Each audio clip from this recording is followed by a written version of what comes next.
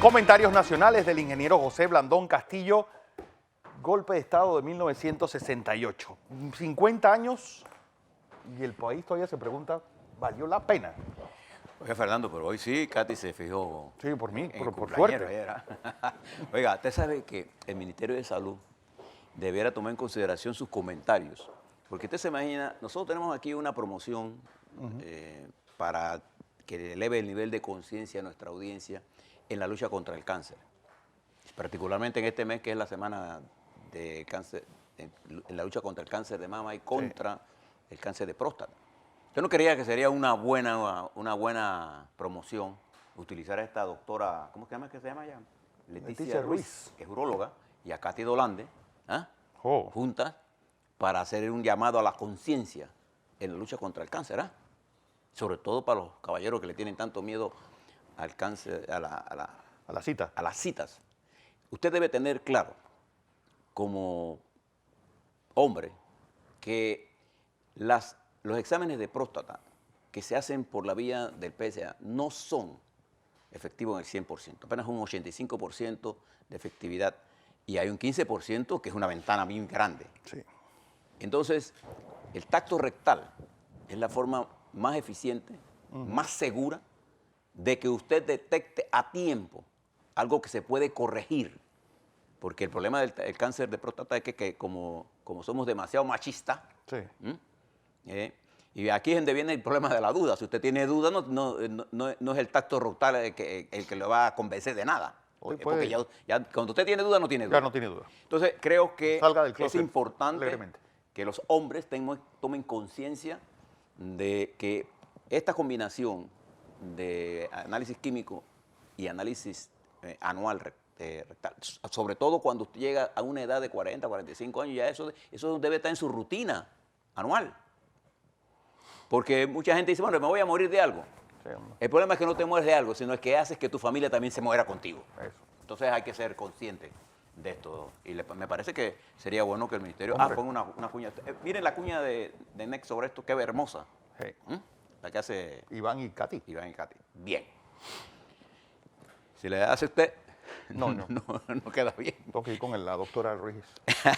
No creo que ella quiera ir con usted. Bueno, hace la cuña, pues. Hace la cuña. Bien. Hablemos algunas cosas antes de ir al análisis de fondo de lo que pasó. Fíjese, algunas cosas. Ayer se dio la audiencia del Partido Alianza. Los magistrados... Del Partido País. Perdón, ¿por qué dije Alianza? El Partido País. Los magistrados se van a tomar hasta el máximo de 30 días para dar su veredicto. No vamos a adelantar absolutamente nada porque ya hay un proceso en desarrollo y esperemos el resultado. La pregunta es, entonces, ¿queda descartado qué país vaya en las elecciones del próximo año? Podría ir como un partido que apoya algo, pero no como candidato. No tendría tiempo propio. Sí, Entonces, Alianza... El país. Sí, al país.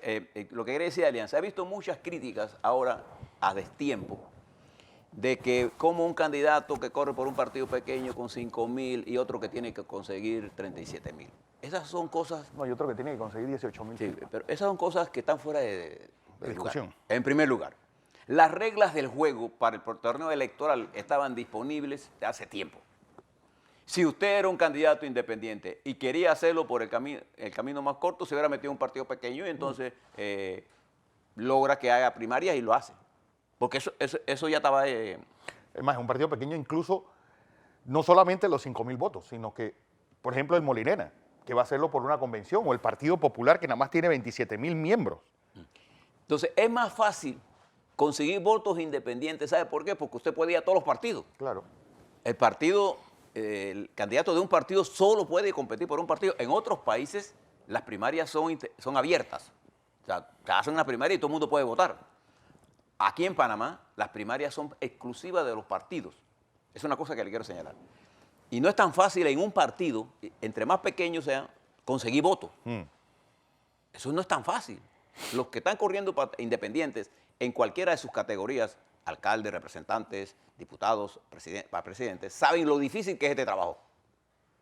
Es fácil para personas como Ricardo Martinelli, por ejemplo. Ricardo Martinelli busca las firmas para correr para alcalde. No tendría ningún problema en llenar rápidamente los libros. Ningún problema. estando en la cárcel, esté donde esté. Porque él tiene un reconocimiento de nombre y un aprecio en una parte importante de la sociedad. Claro.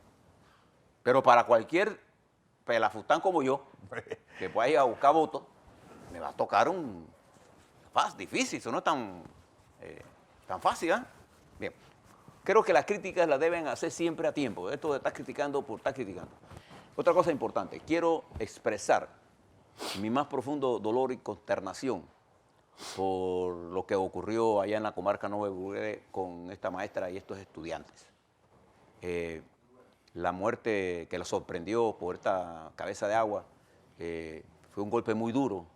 3 niños, 3 jóvenes y una maestra que muere arrastradas de esa forma, siempre genera dolor. No voy a utilizar eso para hacer ningún tipo de política barata. Creo que esa es una cosa que le llega al corazón a todos los panameños. Eso hubiera pasado con puentes sin puentes si usted se tira en una cabeza de agua. A mí una vez en Ocú me agarró una cabeza de agua y me arrastró. Sí. Me salvé de vainilla, como dicen en nuestro pueblo. Y eso es porque todo debe manejarse con prudencia. Fíjese la cantidad de muertos que están generando estas tormentas en toda nuestra región y en el mundo en general. Bien, fíjese ahora lo que pasó hace 50 años. Y es por eso que usted debe estudiar la historia. En el año de 1968, hacia atrás, todo el mundo habla del Estado Democrático de Panamá. En realidad, el Estado Democrático de Panamá no era tal.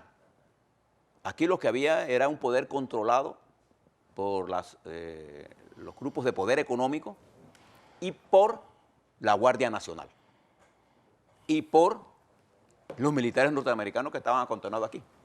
Antes de la Guardia Nacional, los pleitos internos lo decidía el ejército de los Estados Unidos. Esto pasó desde 1904 hasta el 28. Cuando se crea la Guardia Nacional, el dirimente de las pugnas locales era la Guardia Nacional. Solo que los fusiles de la Guardia Nacional estaban matrimoniados con la oligarquía. Es que el jefe de la Guardia Nacional era parte de la oligarquía. Claro. Menos los policías. Menos los tropas. Pues. Y por eso en Panamá, y se va acumulando un proceso de crecimiento en la Policía Nacional, la Guardia Nacional, de que como los oligarcas no les gustaba ser policía, y había hasta una cumbia panameña que decía, muchacha, no seas soqueta, cásate con policía que trabaja noche y día, gana 90 pesos trabajando noche y día. O sea, hasta de eso se burlaban. Entonces no era una profesión honorable, pero en el desarrollo de los años 50, 60, se fue creando una nueva formación de militares que venían de capas bajas. Por ejemplo, Manuel Antonio Noriega se mete a militar porque no pudo estudiar medicina. Igual que Boris. Igual que Boris Martínez, que eran gente que hubiera sido, si tenían recursos, hubiera sido doctores. Omar Torrijos se va a estudiar El Salvador. Paredes se va a Nicaragua. Noriega se va a Perú. Entonces, esa nueva dirección, esa nueva mascaramada de oficiales, la mayoría de los otros eran oficiales que venían de que comenzaron como policía. En Honduras pasó cosas igual. Por eso Policarpo Paz, que llega a ser general, es el único general de Honduras que llega a ser viniendo de raso. Y era de esos muy típicos de los policías que llegaban porque tenían que esperar todo su rango. Policarpo era muy dado a tomar trago. Y me recuerdo en una misa cuando había que dar la paz, no sabía dónde estaba la mano porque estaba borracho. Pero era un hombre sabio. No te creas que los borrachos no saben. ¿Cómo? Entonces, en Panamá, la Guardia Nacional fue nutriéndose de una nueva generación de oficiales de formación académica, militar. Pero el 68 sorprende a la nación en el momento en la que la crispación del sistema estaba a tal nivel que la oligarquía decidió dirimir sus diferencias en público. Y los periodos se convirtieron. Y el hombre que siempre ganaba las elecciones en el 64, cuando Robles llega al poder, fue por un fraude que le hicieron a Arnulfo Arias. Y en el 68, las elecciones fueron de los más accidentadas. En marzo del 68, la Asamblea Nacional hace un juicio a Robles y pone a Mas del Valle como presidente en marzo, unos días antes de las elecciones, unos meses antes. En ese tumulto, la Corte Suprema de Justicia, después que Robles se reúne con el coronel Vallarino, acuerda tumbarlo de la Asamblea. Y se acabó el campo. Y cerca de la Asamblea. Y cerca de la Asamblea y se acabó. Omar Torrijos Herrera. ¿Y quién era el teniente coronel que recibió a Carlos Iván Zúñiga con la Constitución? Y él la agarró y le tiró al piso. ¿Sabe quién era? Omar Torrijos Herrera. Pero esos oficiales tenían otra formación y tenían otros contactos. En 1968, Arnulfo Arias ganó, pero no se le reconoce el triunfo de una vez. Se le reconoce el triunfo después de unas peleas. Y una vez que se le reconoce el triunfo, entonces Arnulfo Arias decide quién queda de diputado y quién no queda de diputado. Y entre las cosas que toma la decisión es desmantelar la dirección de la Guardia Nacional. Cuando el coronel Vallarino, el general Vallarino no accede a hacer los cambios que él había acordado con Arnulfo. Y entonces decapita a la Guardia Nacional y no se da cuenta que la nación estaba fragmentada. Mira la palabra que le uso, fragmentada. ¿Cómo está la nación en este momento? Fragmentada. ¿Quién se está dirimiendo el poder? Los ricos. ¿Qué ha pasado con los partidos? Han perdido el poder de conducción. Hay gente con capacidad, sí. Pero los partidos en general, no es el presidente Varela el que está sumido en una caída de popularidad, no, es el sistema que ha perdido credibilidad en general. Cuando hablo del sistema me refiero a todo el sistema. Entonces, en ese momento, bajo la conducción de Boris Martínez y de Omar Torrijos Herrera, que era el oficial de más alta graduación, de más alto rango, que era teniente coronel, se fragua el golpe. Hay muchas anécdotas acerca de quién estaba tomado, quién no estaba tomado, quién ganó, quién. El hecho concreto es que bajo el liderazgo de Boris Martínez y de Omar Torrijos, la Guardia Nacional monta una operación militar. Y Arnulfo en 11 días se va de poder. Digo, hay que tomar en cuenta también una cosa, José, que yo creo que vale la pena recordar. ¿Cómo era el Panamá de 1968? Pues un país todavía rural, un país donde Arnulfo Arias tenía 67 años y es presidente en un país que la esperanza de vida eran 57 años. Es como si alguien fuera presidente hoy con 100 años. Imagínense para hacerle lo que significaba poner a un hombre tan anciano. Y ya estaba enfermo. Y ya estaba enfermo, sí. Y muy importante también era el hecho de que era una multitud de partidos políticos. Es decir, aquí llegó a haber 20, 21 partidos políticos. Y habían partidos como el DIPAL, diputado alemán, o sea, diputados de hombres. Sí, por ejemplo, tú y yo hacemos un partido y le poníamos calle abajo, pues ese se llama, habían partidos de diputados. De diputados. Porque era con 5.000 que se montaba un partido. Sí. Entonces, había un relajamiento tal y había un fraccionamiento de la sociedad. Y entonces, los hechos del 68 se repiten en ciclo en este momento. Yo no digo que el desenlace va a ser igual, porque hay condiciones que no se habían en el 68. En el 68 no había el sistema de comunicación que tenemos ahora. Hay ahora mismo un nivel de información mucho más veloz, los cambios son mucho más veloces, los militares ya no son los que dirigen el mundo. Pero este golpe en Panamá no se consolida sino en 3 fases. La fase 1, cuando Boris Martínez es destronado del poder de la Guardia Nacional por Omar Torrijos. Y la fase 2, cuando los elementos de la CIA dentro de la Guardia Nacional le dan el golpe a Torrijos y son derrotados en diciembre del 69. Y es cuando se consolida el mando de Omar Torrijos.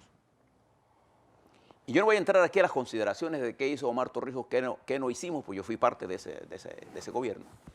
Pero Omar Torrijos será considerado como el hombre que logró la descolonización del país en esa lucha generacional. Esa es su obra cumbre, aparte de las miles de otras cosas que usted puede mencionar. Siempre va a estar la discusión centrada. ¿Valió la pena la descolonización con la pérdida de la democracia? Entonces esto es un dilema que la sociedad todavía no resuelve. ¿Cómo hacer las transformaciones cuando la mayoría, una fuerza importante de la sociedad, que son el poder económico, se opone a las transformaciones? Digo, también, y es algo que vale la pena poner en el tapete. Si lo que nosotros teníamos antes del 68 se podía llamar democracia. Bueno, pero es que hay gente que la llama democracia, pues. Porque era una caricatura. Esa era una plutocracia. Sí, es. Es. Sí. Sí. Entonces, ¿qué resulta? Para poder lograr nosotros una unidad para negociar con los Estados Unidos se necesitaba un mando único. Eso fue lo que los militares ofrecieron en ese proceso. ¿A cambio de qué? De cortar la libertad democrática de alguna gente, porque otros fuimos al poder que la democracia esa del 68 jamás nos lo hubiéramos permitido. Jamás. Un Rómulo Escobar, un Adolfo Ahumada, un Ascanio Villalaz, un Edwin Fábrega o José Blandón, ninguno de nosotros hubiera estado en la coyuntura en que la plutocracia de ese momento gobernaba. Entonces Torrijos hizo una alianza con los sectores progresistas y empresariales. Y bajo un liderazgo firme logramos las negociaciones y transformación. Pero la pregunta ahora está, ¿Panamá está al punto de romper la estructura democrática? No. Yo creo que así como en el 68 y todo ese periodo, el ancla que impedía el desarrollo de este país era la existencia del colonialismo que levantó Torrijos y que hoy su visión se engrandece porque ese hecho ha permitido el formidable crecimiento de Panamá a partir del año 2000. Ahora dirigido por otra gente. Entonces, la transformación más importante que la nación panameña requiere en este momento, parecida a la magnitud de la tarea de la descolonización, es la tarea de la democratización, del fortalecimiento de la institucionalidad, de la necesidad de que el Estado sea formado por instituciones con equilibrio de poder y donde el marco de la justicia, la ley y la Constitución sean las normas de la convivencia. Nosotros no es más importante tu metro 1, 2, 3, 5, 7. No, lo más importante es la construcción, el replanteamiento de la constitucionalidad, de la institucionalidad. De manera que usted que nos está escuchando tenga confianza en que la Corte es la Corte y no responde al presidente. Y que la Asamblea es la Asamblea y no responde ni a los partidos. Mire hasta dónde nosotros llegamos.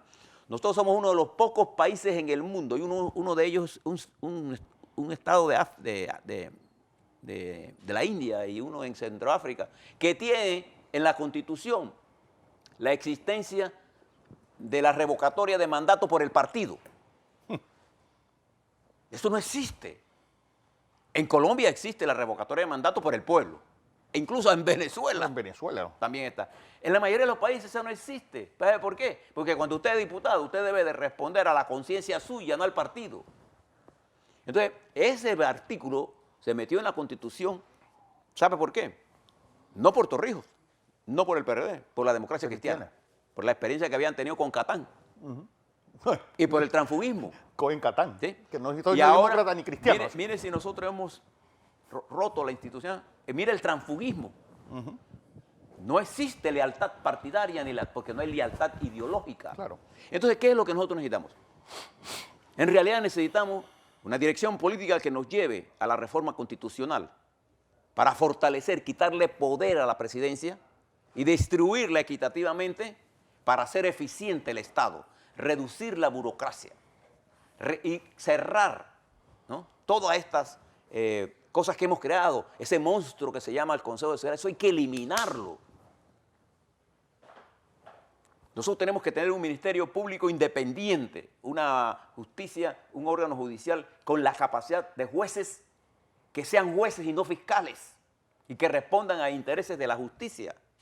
Necesitamos un órgano legislativo que sea un órgano que tenga la capacidad de escuchar al pueblo. Ella es la correa de transmisión.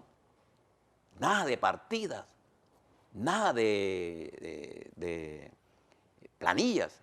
Nosotros necesitamos tener una dirección que nos eleve a mirar el desarrollo de la nación y no del bolsillo. Entonces, esto fue lo que motivó el golpe del 68. Y aquellos que le hablan de la democracia del 68, vayan a ver los robos de urnas que se hacían. Entonces, usted me pregunta, ¿Usted estaría creyendo que en este momento es necesario hacer un golpe? No. Yo apostaría, por ejemplo, a que el presidente Varela termine su mandato, lo termine en la mejor forma posible. Pero yo apuesto a que en las elecciones del 19 escojamos gente que esté con la capacidad de hacer, resolver el problema fundamental de la sociedad, que es el fortalecimiento de la institucionalidad como base fundamental para poder lograr desarrollo. ¿Por qué? Porque la institución no resuelve el problema de la reforma del seguro, no resuelve el problema de la reforma a la educación, no resuelve el problema de la reforma al órgano judicial, de la reforma al órgano... y que además los ministros sean gente capaces. O sea, que se resuelva el problema del clientelismo por la meritocracia. Esa es la reforma que Panamá necesita. Y en ese camino debemos pensar de lo que hemos extraído, detenerse a ver si Torrijos era o no dictador. Claro que Torrijos era un dictador. Él no llegó a los votos por las urnas, fue un golpe militar. Y él lo decía en otra forma, le decía a los senadores norteamericanos, es que sí, yo soy un dictador, pero con cariño o sin cariño, era un dictador. Pero nosotros tuvimos la capacidad de entender el tiempo de acción que había que tener. Y una vez que terminados los tratados Torrijos-Carter, Torrijos ordenó el repliegue. Desafortunadamente, el 205 se estrelló en Cerro Marta y otros torcieron la propuesta. El resultado, ya lo sabemos. Pero ahora estamos en la situación de que tenemos el Cerro Marta de nosotros. Es la incapacidad de nosotros y algunos de nuestros dirigentes de no ver más allá de sus narices, de estar entretenidos en luchas pendejas y en propuestas vacías, en creer que yo mando un Twitter insultando al presidente, con eso resuelto alguna cosa, o que insultar al dirigente de un partido. No, lo que nosotros necesitamos es debates políticos, propuestas, para salir de esta incertidumbre en que nos encontramos. De manera que ojalá las reflexiones nos lleven a esto, porque el mundo está caminando. Observe nada más el desastre de Argentina. Argentina no tiene a corto plazo. Observe el desastre de Brasil. Observe el desastre de Venezuela. Observe lo que está pasando en Colombia, en Costa Rica, en Nicaragua, en Guatemala, en El Salvador. El problema institucional que hay en México. Y observe lo revuelto que está el mundo del poder económico. Entonces usted tendrá que coincidir conmigo que las condiciones internacionales de hoy son más complejas que las de ayer y los cambios se producen cada 2 o 3 años.